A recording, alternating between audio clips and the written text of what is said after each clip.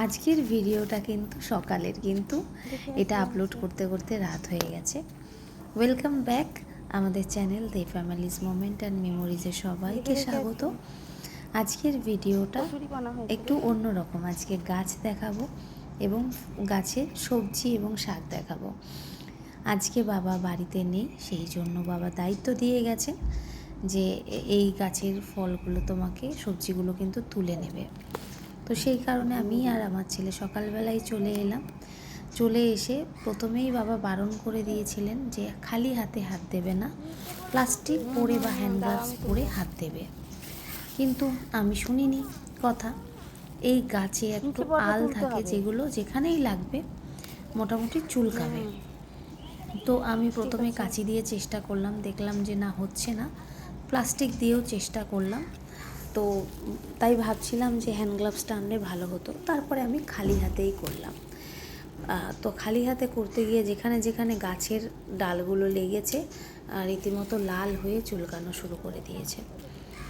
একটা জিনিস খুব ভালো লেগেছে, আর বাবা প্রচণ্ড পরিশ্রম করেছে এই গাছগুলো লাগাতে। এবং এই যে ভারী বৃষ্টি হয়ে গেল, গাছের গোড়ায় বৃষ্টির মধ্যে ভিজে ভিজে মাটি দেওয়া, গাছের নিচে প্লাস্টিক দিয়ে রেখেছে যাতে জল পড়ে নষ্ট না হয়।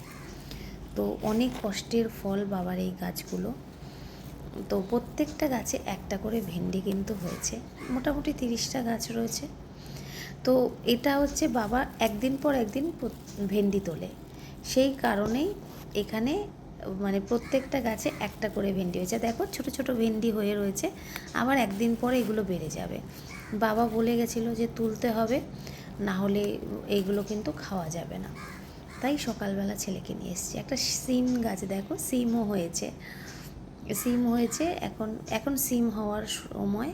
আর এই ভেন্ডিগুলোর মানে স্বাদ এতটাই ভালো, বাজারে যে ভেন্ডি পাওয়া যায় সেগুলোর থেকে সম্পূর্ণ আলাদা।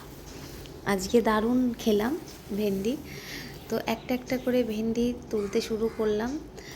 তো শুরু করে আমার ছেলের হাতে ব্যাগ ছিল, ব্যাগে করে দিলাম। খুব ভালো লাগছিল। এই প্রথম আমি ভেন্ডি তুলতে এসেছি। বাবাই তোলেন, বাবার এটা একটা আনন্দ, নিজে তোলেন, আমি সময়ও পাই না। তো আজকে বাবা যেহেতু বাড়িতে নেই সেহেতু তুলতে এসেছি, বেশ ভালো লাগছে।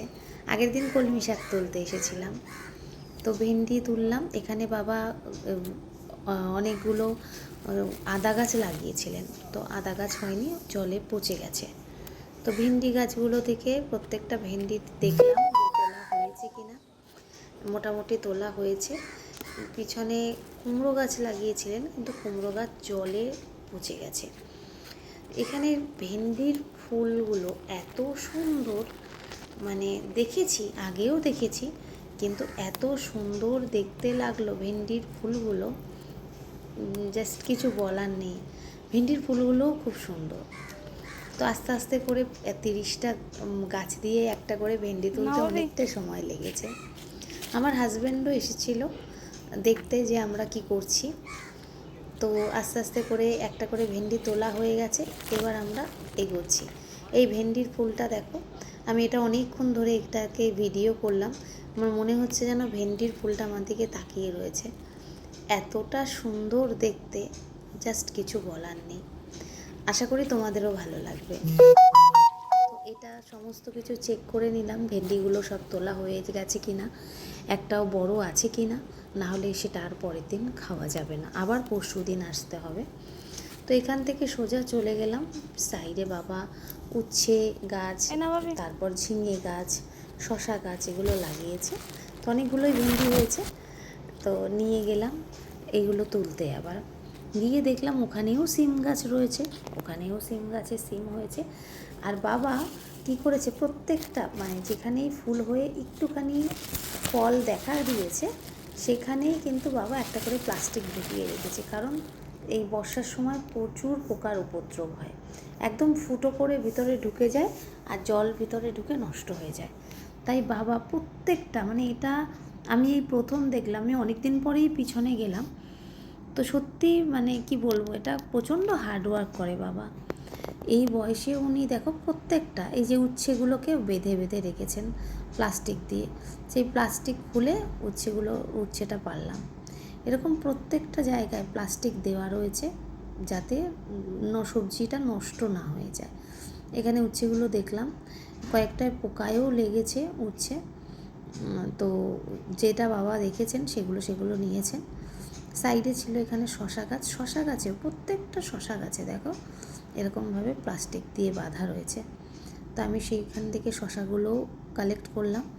এখান থেকে নেওয়ার পরে ওই সাইডের দিকেও শশা গাছ লাগিয়েছেন এবং ওখানে এই শশাগুলো আবার ভালো হয়েছে।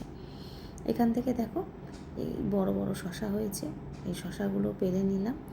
এটা হচ্ছে বাবার পরিশ্রমের ফল, আর কত কষ্ট। প্রত্যেকটা ফল আস্তে আস্তে করে হবে এবং সেগুলোকে প্লাস্টিক দিয়ে বেঁধে দেবেন। সত্যি এত বয়সে এত কাজ করেন, আমরা মনে হয় না পারবো। তো এই দেখো কত সুন্দর শশাগুলো হয়েছে এবং শশাগুলো খেতে এত সুন্দর, কিছু বলার নেই। এরপর আমার হাজব্যান্ড বললো সিম তুলে নিয়ে যাও, কিন্তু সিম আর তুললাম না। শশা তুলে আর কয়েকটা শাক তুলেছি, তো শাক তোলার সময় আর ভিডিও করতে পারিনি। তো এই তুলে নিয়ে আমি চলে এলাম। তো আসার সময় আমার ছেলে বলল, মা কতগুলো হয়েছে একটুখানি ভিডিও করে দেখাও। দেখো অনেকগুলো সবজি হয়েছে।